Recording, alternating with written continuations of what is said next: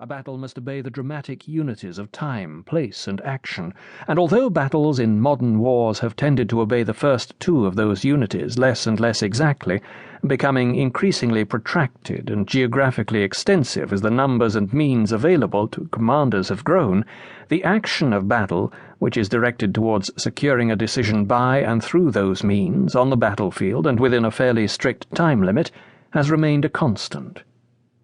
In Europe's wars of decolonization, the object of the other side has, of course, been to avoid facing a decision at any given time or place, rightly presuming the likelihood of its defeat in such circumstances.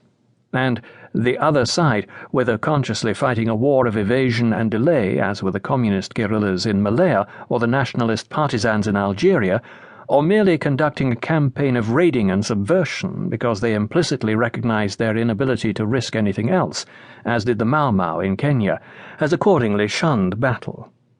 I do not think, therefore, that my Oxford contemporaries of the 1950s, who had spent their late teens combing the jungles of Johor or searching the forests on the slopes of Mount Kenya, will hold it against me if I suggest that, though they have been soldiers and I have not, and though they have seen active service besides, yet they remain as innocent as I do of the facts of battle. But what, it might be fairly asked at this stage, is the point of my re-emphasizing how little, if at all, unusual is my ignorance of battle? Ignorance has been bliss in Europe for nearly 30 years now, and in the United States there has been little thanks given for the lessons its young men have been forced to learn at Pleiku and Khe Sanh. The point is, I had better admit, a personal one. Not so personal that it cannot be revealed, but one which, over the years, has grown to something of the dimensions of a guilty secret. For I have spent many of those years, 14 of them, which is almost the whole of my working life, describing and analyzing battles to officer cadets under training at Sandhurst. Class after class of young men, all of whom stand a much better chance than I do of finding out whether what I have to say on the subject is or is not true. The inherent falsity of my position should be obvious.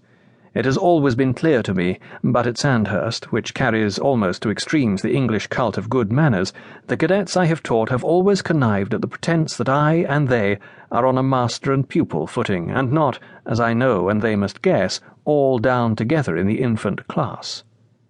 I, for my part, anxious not to overtax their politeness, have generally avoided making any close tactical analysis of battle, entailing as that would my passing judgment on the behaviour of men under circumstances I have not had to meet, and have concentrated the weight of my teaching on such subjects as strategic theory, national defence policy, economic mobilization, military sociology, and the like, subjects which, vital though they are to an understanding of modern war, nevertheless skate what, for a young man training to be a professional soldier, is the central question.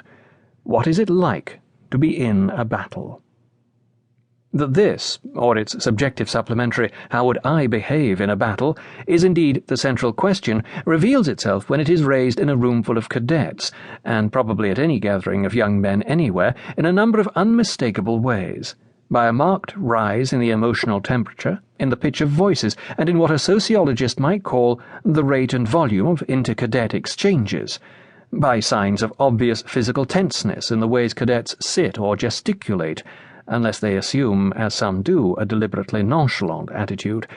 and by the content of what they have to say, a noisy mixture of slightly unconvincing bombast, frank admissions of uncertainty and anxiety, bold declarations of false cowardice, friendly and not-so-friendly jibes, frequent appeal to fathers' and uncles' experience of what a battle is really like, and heated argument over the how and why of killing human beings, ranging over the whole ethical spectrum from the view that the only good one is a dead one, to very civilized expressions of reluctance at the prospect of shedding human blood at all. The discussion, in short, takes on many of the characteristics of a group therapy session, an analogy which will not, I know, commend itself to many professional soldiers, but which I think none the less apt. For the sensations and emotions with which the participants are grappling, though they relate to a situation which lies in a distant and perhaps never-to-be-realized future rather than in a disturbed and immediate present, are real enough, a very powerful, if dormant, part of every human being's make-up, and likely, therefore, even when artificially stimulated, to affect the novice officer's composure to an abnormal and exaggerated